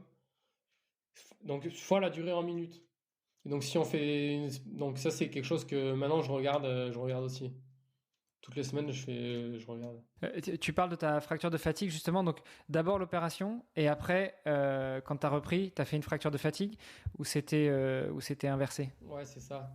C'est ça. En fait, j'ai fait une opération pour un névrome de Morton. C'est un nerf qui est trop gros dans le pied et qui fait des décharges électriques. Et ça fait plusieurs années que j'avais ça et de plus en plus. Et donc sur Ultra, quand au bout de 5 heures, à chaque pas, tu as l'impression de prendre un clou dans le pied, la charge mentale, ça devenait impossible à gérer. Et donc j'ai décidé de me faire opérer pour ce qu'ils se font, c'est une section de la partie du nerf qui est trop grosse. Et donc ils l'ont retiré. Et après, quand j'ai repris l'entraînement, j'ai fait une fracture sur un orteil adjacent après un mois de reprise. Et donc après ça, j'ai eu de la fibrose en fait qui s'est mis dans l'espace opéré. Et ça, c'est du tissu qui est un peu nécrosé et qui fait mal. Donc j'ai eu pendant tout l'été jusqu'au début de l'automne, j'ai eu des problèmes avec cette fibre. Je pense que la fracture, elle a été assez vite réparée, mais j'avais des tissus qui me faisaient mal à côté. Donc ça a été un peu compliqué là, cet été pour moi. Ouais, d'autant que, on le répète, hein, tu fais du trail, donc forcément assez technique, beaucoup de positionnement du pied qui est pas forcément toujours identique, et donc c'est pas toujours facile à ajuster ou à prévoir. Puis ouais, les appuis sur les cailloux, des fois, ça met des points de compression qui sont très forts sur une toute petite surface. Et donc là, quand je marchais dans les cailloux avec le névrome, eh ben, ça faisait des fois des douleurs qui étaient horribles, quoi. Et donc c'est pour ça que je me suis fait opérer. Puis après, avec la fibrose, c'était des douleurs différentes, mais j'avais encore des douleurs au même endroit. Et maintenant, ça s'est assez dissipé. J'ai quand même pas mal traité la zone avec mon kiné. On a fait énormément de thérapie manuelle pour essayer de réduire cette fibrose. Et puis j'ai fait aussi un protocole d'ondes de choc, pas des ondes de choc radiales, mais des ondes de choc focales, qui est une technique utilisée pour faire péter des calculs rénaux, des trucs comme ça, pour essayer de détruire cette fibrose et ensuite, avec beaucoup de rééduc du pied, de remuscler un peu tous les intrinsèques, etc. Donc on a beaucoup travaillé là-dessus et maintenant, je pense que j'ai les pieds qui sont pas mal. Ça va mieux. Ok, donc la saison 2023, du coup, quels sont tes objectifs? La saison 2023, ben, le premier gros objectif, c'est le 19 mars, c'est le championnat de France il y a deux formats, il y a trail long et trail court. Donc moi, je prépare le trail long, c'est 70 km avec 2700 mètres de dénivelé. Donc c'est un format qui est pas très très raide par rapport à là où j'ai mes préférences. Et à la clé, il y a 2 places pour les championnats du monde. Les championnats du monde, ça aura lieu en juin. Donc c'est une équipe de 5 et il y a déjà 3 qui sont présélectionnés par rapport aux résultats des derniers mondiaux. Et donc il reste 2 places à prendre et moi ouais, c'est un peu dans un coin de ma tête, donc ça va être compliqué parce qu'en France c'est une des nations où on a la plus grosse densité d'athlètes et où c'est le plus dur d'entrer en équipe nationale parce que on est vraiment une des nations phares dans le trail, donc c'est pas gagné d'avance. Il va y avoir un gros plateau, il y a une dizaine d'athlètes qui peuvent prétendre au podium, mais là j'ai un peu la prétention d'essayer d'y aller. Et donc potentiellement il y aura les mondiaux en juin. Sinon, le deuxième objectif de la saison, ce sera la CCC, qui est la course de 100 km à l'UTMB, qui est le format de 100 km le plus relevé avec le plus de densité au monde. Donc c'est vraiment ces courses-là qui m'attirent. Ouais, c'est un peu une répétition avant la grande sœur qui est l'UTMB. Ouais, si on veut. On peut dire ça comme ça, mais non, c'est pas une répétition, c'est vraiment un objectif en soi et c'est un format différent avec. Ouais, c'est différent. Est-ce qu'il y avait des points que tu voulais encore aborder, Mathieu? Parce que je vois que le temps file et on arrive à la limite de ce que tu nous avais fixé. Et ben ouais, il y a un dernier point dont on n'a pas parlé et qui me tient quand même pas mal à cœur, c'est l'impact sur le climat du sport de haut niveau. Et là, c'est quand même quelque chose qui apporte chez moi beaucoup de contradictions, parce qu'en même temps, j'ai envie de faire du sport de haut niveau, de vivre de mon sport, etc. Et je me rends compte que le modèle du sport de haut niveau actuel, il n'est pas compatible avec bah, ce qu'on est en train de vivre et la crise climatique actuelle, avec les objectifs carbone qu'on s'est fixés et qu'il faudrait que tout le monde se fixe pour pouvoir aller sur une planète qui est vivable. Donc ça, je suis plein de contradictions là-dessus parce qu'en même temps, j'ai envie de faire les plus grandes courses du monde, en même temps, j'ai pas envie d'exploser mon bilan carbone. Donc c'est un peu compliqué. Je dis pas que je prendrai jamais l'avion, mais c'est quelque chose que j'essaye de limiter. Et puis nous ici, en France, on a la chance d'avoir les plus grandes courses du monde. Mais si c'est les plus grandes courses du monde, c'est aussi. Donc moi, je peux faire les plus grandes courses du monde sans polluer, mais en même temps, c'est le plus grande course du monde, c'est parce qu'il y a des athlètes qui viennent qui viennent de l'autre bout du monde pour les faire. Donc c'est un peu facile de dire moi je peux faire. Ouais, enfin il y a plein de contradictions. Le sujet il est super vaste. Il faudrait revoir tout le modèle du sport de haut niveau. Il faudrait impliquer tous les acteurs pour essayer de réfléchir sur ces questions. Mais voilà, c'est quelque chose que j'avais envie d'en parler, ouais, qu'il y ait plus de conscience sur les déplacements à l'autre bout du monde pour aller faire des courses qui n'ont pas forcément de sens, etc. Enfin, On commence vaste. à voir de plus en plus d'athlètes justement qui vont refuser, malgré une qualif ou quoi, qui vont refuser d'aller à des championnats du monde ou autres, sous prétexte que bah, c'est à l'autre bout de la planète. Et qu'en fait la course elle va durer alors parfois c'est très court hein, je sais pas, les athlètes qui font du 100 mètres tu te dis je vais à l'autre bout du monde pour faire une prestation qui va durer probablement 10 secondes. Euh, c'est effectivement c'est vrai que c'est un peu une contradiction, en tout cas c'est pas forcément Ouais, et surtout pour le trail c'est pas enfin c'est un peu à l'encontre, ça va un peu à l'encontre des valeurs du trail qui est un sport plutôt nature. c'est sûr. Et ça, je suis bien d'accord avec toi. Mais je pense que Euh, sur ces sujets-là, il faudrait refaire un podcast parce qu'il y a tellement à creuser, c'est tellement complexe et ouais, il y a tellement un peu de paradoxes là-dedans. Ah, il y a beaucoup de ouais, contradictions, c'est clairement. moi, c'est un sujet qui me passionne. Si tu penses à quelqu'un, à un invité potentiel avec qui on pourrait aborder la question, si jamais un ou une de nos auditeurs, auditrices connaît quelqu'un qui est spécialisé, en tout cas qui se penche beaucoup sur ces questions-là, moi, j'adorerais pouvoir en parler davantage. C'est quelque chose qu'on a déjà mentionné de temps en temps, mais je pense que ça vaudrait la peine de faire un épisode dédié. Bah, il y a Xavier Thévenard qui est à la fois un copain et à la fois une inspiration. Lui, là, il est vraiment calé sur ces sujets et il prend vraiment à cœur d'essayer de faire de la sensibilisation là-dessus. Et ouais, mais il est aussi formateur de la fresque du climat, donc Ah bah voilà, pareil, un moi aussi. exemple. Ok, On se fera. donc c'est Bah cool. écoute, je savais pas. Enfin, je le connaissais de nom évidemment, mais je savais pas qu'il était aussi impliqué et donc c'est une bonne chose. Voilà, s'il nous écoute, on sera ravi de l'accueillir. Et sinon, voilà, on essaiera de prendre contact. La fresque du climat, ce sont des ateliers de sensibilisation par rapport au changement climatique. Et donc, c'est des choses que j'organise aussi de mon côté. Il y a pas mal d'animateurs en France et dans le monde qui organisent ces ateliers-là. Donc, si ça vous intéresse, n'hésitez pas à me contacter, évidemment. Je serais ravi de pouvoir vous aider là-dessus. Super. Bah Mathieu, peut-être pour terminer, on l'aura compris, tu essayes de faire de la communication aussi naturelle possible quand tu en as envie, quand l'occasion se présente. Justement, où est-ce qu'on peut te suivre, où est-ce qu'on peut continuer la discussion avec toi? Et ben, si vous voulez voir un peu un aperçu du trail de haut niveau, le plus intime, c'est YouTube où je montre pas mal de ce que je fais, des analyses, des rassemblements avec mon équipementier. Après aussi sur Instagram, je communique pas mal sur Instagram. Et puis si vous voulez suivre mes entraînements, tout est en public sur mon Strava, donc n'hésitez pas à aller faire un tour sur ces réseaux-là. Ça aussi, c'est une démarche qui sort un peu de l'ordinaire, parce qu'en général, les sportifs de haut niveau, ils ont plutôt tendance soit à se cacher, soit à mettre qu'une partie sur Strava. Moi, j'apprécie beaucoup la transparence là-dessus. Ouais, bah, je pense que de toute façon, c'est impossible de copier l'entraînement d'une personne parce que, surtout en trail où c'est tellement dépendant de là où t'es, etc. Puis même si quelqu'un veut copier, enfin, il peut essayer, mais ces entraînements ils sont personnalisés. Donc, ouais, moi j'aime bien, ça me dérange pas du tout de mettre ça en public. Super. Bah écoute, merci beaucoup Mathieu. On te souhaite une bonne journée. T'as vu, tu nous as dit 13h30, il est 13h30 donc on te souhaite une bonne journée. Merci beaucoup d'avoir accepté notre invitation et d'avoir échangé avec nous. On te donne rendez-vous très prochainement. J'espère peut-être si on arrive à échanger avec Xavier Thévenard que tu viendras écouter l'épisode. Et puis Olivier, on se donne rendez-vous la semaine prochaine pour un nouvel épisode. Yes, avec plaisir. Salut à tous. Ciao, ciao. Allez, merci. Merci d'avoir écouté cet épisode jusqu'au bout. N'oubliez pas de rejoindre notre groupe Facebook pour discuter avec les invités, commenter et poser vos questions.